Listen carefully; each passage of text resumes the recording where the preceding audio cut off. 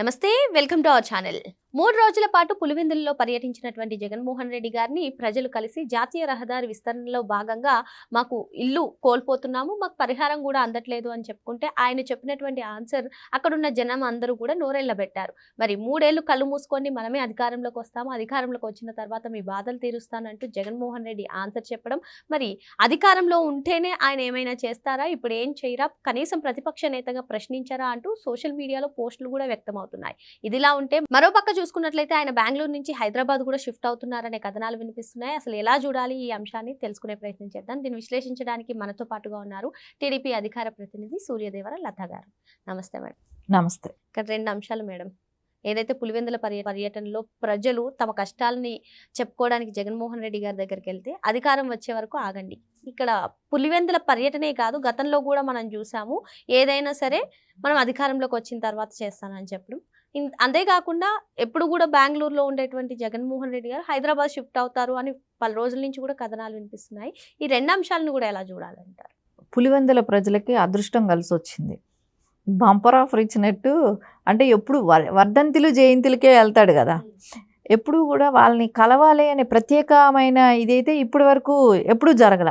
ఆయన సీఎంగా ఉన్నప్పుడు జరగల, అపోజిషన్ లీడర్గా ఉన్నప్పుడు ప్రజల కోసం వెళ్ళిన ట్రిప్ అయితే ఎప్పుడూ లేదు. ఆ నియోజకవర్గ ప్రజల సమస్యలు కనుక్కోవటానికో వెళ్దామనేది. సో ఆ లెక్కను చూస్తే బంపర్ ఆఫర్ అని అనాలి కదా. అంటే ఓన్లీ దర్శనం, ఆయన జగన్మోహన్ రెడ్డి గారిని దర్శనం చేసుకోవచ్చు, వెళ్ళి కలవాలనుకున్నాడు కలవచ్చు. అంతేగాని ఆయన వాళ్ళ సమస్యలనే ఓపిక ఆయనకు ఉందా అంటే అది మటుకు ఉండదు. ఆయన ప్రతిదానికి చెప్పేది ఏముంది, 3 ఏళ్ళు కళ్ళు మూసుకోండి అని చెప్తాడు. అంటే ఆయన ప్రతిసారి ప్రెస్ మీట్ పెట్టినప్పుడు లెక్కలు వేసుకొని వస్తారు, ఇంకెన్నేళ్ళు ఉంది అని లెక్కలు పెట్టుకుంటూ వస్తారు. స్టార్టింగ్ ఎప్పుడైతే ప్రెస్ మీట్ పెట్టారో ఫస్ట్ ఓడిపోయిన వెంటనే ఒక 5 ఏళ్ళు కళ్ళు మూసుకోండి అని అన్నాడు. మళ్ళీ రెండోసారి వచ్చాడు, 4 ఏళ్ళు కళ్ళు మూసుకోండి అన్నాడు. ఇప్పుడు 4 ఏళ్ళు ఉన్నప్పుడు కూడా 3 ఏళ్ళే అని చెప్పి ప్రస్తావించారు. ఇప్పుడు మళ్ళీ మూడోసారి, అంటే ఆయనకి తక్కువ చెప్పుకుంటా వెళ్తే ఏమైనా రోజులు తగ్గిపోతాయి అనుకుంటున్నారో ఏమో తెలియట్లేదు. కానీ ఇప్పుడు మూడోసారి, ఇప్పుడు వచ్చినప్పుడేమో ఇప్పుడు కూడా 3 ఏళ్ళు కళ్ళు మూసుకోండి అన్నాడు. గతంలో వెళ్ళినప్పుడు వర్ధంతికో దేనికో వెళ్ళారేమో పులివెందుల, వెళ్ళినప్పుడు టోకన్ సిస్టమ్ పెట్టారు. ఆయన్ని కలవటానికి టోకన్స్ ఇచ్చారు, వెళ్ళాలంట కలవటానికి. అంటే ప్రజల సమస్యలు వినటానికి వాళ్ళు బార్లు తీరి టోకన్స్ తీసుకొని నిలబడాలంట. ఆ నిలబడే దాంట్లోనే వాళ్ళకు కోపం రావటం, అద్దాలు ఆయన ఇంటి మీద అద్దాలేసి అద్దాల మీద రాళ్ళు ఇసి కొట్టడం, ఇవన్నీ చేశారు. అంటే పులివెందుల ప్రజల్లో కూడా అంత వ్యతిరేకత, అంత కోపం, ద్వేషం అనేది వస్తుంది. ఎందుకంటే కలవటానికి ఆయన టోకన్స్ తీసుకొని వెయిట్ చేసినా కలవటం క్యూ అనేది స్టార్ట్ అవ్వట్లా, కలవటానికి ఇష్టపడలా.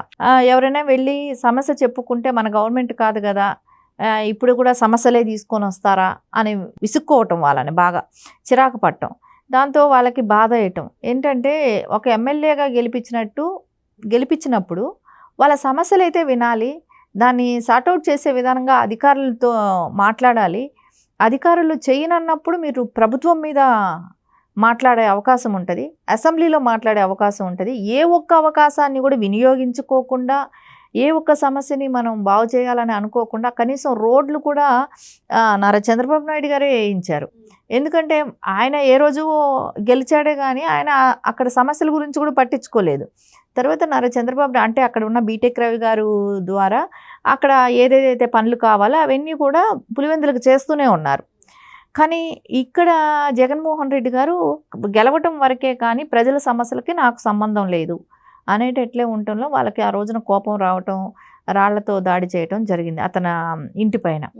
సో తర్వాత ఇప్పుడు అన్ని రోజుల తర్వాత ఇప్పుడు ప్రజల సమస్య దగ్గరికి అని చెప్పి వెళ్ళటం, వాళ్ళు ఈ రోజున కూడా సమస్యలు అని చెప్పి వెళ్తే రోడ్డు వైండప్లో ఇండ్లు తీసేస్తున్నారని ఏదో వాళ్ళ సమస్యలు చెప్పుకోవడానికి వెళ్తే, 3 ఏళ్ళు ఆగండి, దాని తర్వాత చూద్దాం, నేనే అధికారంలోకి వస్తాను. నువ్వు వస్తావో రావో తెలియదు, కానీ సమస్య అనేది అన్ని రోజులు స్టాండ్ అవ్వదు కదా. సరే లీగల్గా ఉంటే, వాళ్ళు ఒకవేళ లీగల్గా తీసేసి ఉంటే నువ్వేమీ సమస్య నుంచి అప్పుడు పోరాడినా ఎప్పుడు పోరాడినా అధికారులు ఒకటే చేస్తారు. రేపొద్దున ఇంకొకసారి వచ్చినా, నువ్వు ఇప్పుడు ఇల్లీగల్ ప్లేస్లో వాళ్ళు ఇల్లు కట్టుకున్నారనుకోండి, అది ఆయన వచ్చి ఇస్తానని ఆయన భరోసా ఇస్తున్నాడు. ఎప్పటికీ అవి కరెక్ట్ వే కాదు కదా. ఇల్లీగల్గా కన్స్ట్రక్షన్ ఏది ఉన్నా కూడా ఎవరైనా తొలగిస్తారు. దాన్ని కూడా నేను వచ్చాక కట్టిస్తానని అంటున్నారంటే ఆయన భరోసా చూడండి.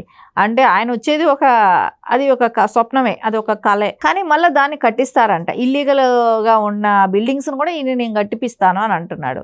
అంటే ఇలాంటి భరోసాలా దొంగ మాటలు చెప్పడమా, ఇంకా కూడా ప్రజల్ని మోసం చేయటమా, అది ఎలాగో జరగదు. ఏదైనా ఖచ్చితమైన సమస్య ఉన్నప్పుడు వాళ్ళ కోసం పోరాడాల్సిన బాధ్యత ఆ నియోజకవర్గం ఎమ్మెల్యేగా ఉంటుంది. ఆయన అసెంబ్లీకి వెళ్ళి చెప్పొచ్చు కదా, ఏం కావాలి, రైతుల సమస్యలు ఉంటాయి, అక్కడ రోడ్లు ఉంటాయి, ఏదో ప్రాబ్లం, వాటర్ ఇట్లా ఉంటాయి కదా. ఏ రోజు తీసుకెళ్లకుండా అది బయట అంటే అక్కడ పనులు ఏవి కూడా ఆగట్లేదు కాబట్టి బయట రావట్లా. పనులు ఆగుంటే ఈ పాటికే పులివెందుల ప్రజలు ఖచ్చితంగా మీడియా ముఖంగా ఎక్కడో ఒక చోట బయట వచ్చేది. సో పనులు ఏవి కూడా ఆగట్లా. అక్కడ వాటర్ సమస్య లేకుండా ఉంది, రోడ్డు సమస్యలు లేకుండా ఉన్నాయి, రైతులకి అన్ని సవ్యంగానే ఉన్నాయి, అన్ని రకాలుగా కూడా అన్ని నియోజకవర్గాలకి జరిగినట్టే అక్కడ కూడా ఉంది. అంటే జగన్మోహన్ రెడ్డి గారి ఆయన గెలిచాడు కదా, ఆ నియోజకవర్గంలో పనులు చేయకూడదు అనేది ఉండదు.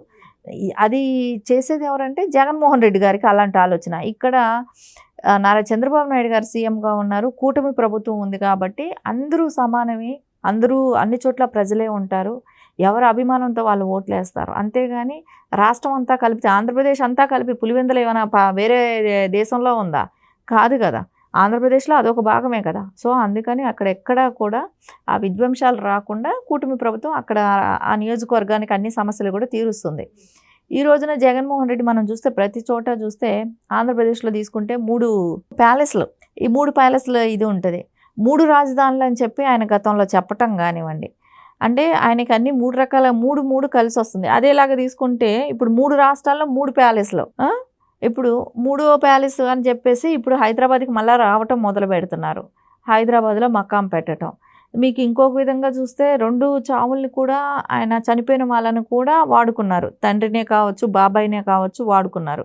సో మూడోది కూడా ఆయన ఏం చేస్తాడనేది అది కూడా ఒక భయం ఉంది, కుటుంబ సభ్యులకి ఉంటుంది, మూడో వాళ్ళగా ఎవరిని వాడేస్తారా అనే భయం అయితే చుట్టుపక్కల ఉన్న ఏదైనా నెంబర్ 2 ప్లేస్ అని అనుకునే ఎవరైనా కూడా భయపడాల్సిన పరిస్థితి. ఎందుకంటే ఆ సింపతితో మళ్ళీ ఇంకొకసారి అధికారం, ఆయన 3 అనేదాన్ని ఖచ్చితంగా ఎప్పుడు ఆయన 3 అనేది ఆయన ఇప్పటి వరకు రాజకీయంలో మనం చూస్తే ప్రతి చోట 3 అని వాడుతూనే ఉంటున్నారు. సో అందుకని ఎవరైనా సరే ఆయన పక్కన తిరిగే వాళ్ళైనా కూడా జాగ్రత్తగా ఉండటం మంచిది. ఎందుకైనా రేపు 3 అనే దాన్ని సెంటిమెంట్తో ఆయన ఇంకొకళ్ళని ఎప్పుడు కూడా ప్రాణాలను కూడా రాజకీయానికి ఏ రకంగా వాడుతున్నారనేది కుటుంబ సభ్యులు చనిపోయినప్పుడు కూడా చూసాం కాబట్టి జాగ్రత్తగా ఉండటం అది వాళ్ళకే మంచిది. సో ఈ జగన్మోహన్ రెడ్డి గారికి ఏంటంటే ప్రజల సమస్యల కన్నా ఆయన ఈగో, మనం వాళ్ళ దగ్గరికి వెళ్ళాల్సిన వల్ల మనం అలా చేయాల్సిన వల్ల మనకు వాళ్ళు ఓటేయాల్సిందే అన్న ఇదిలో ఉన్నారు. అది ఎప్పటికీ కూడా జరగదు. ఓకే, మరో అంశంతో మళ్ళీ కలుద్దాం. Thank you madam. నమస్తే.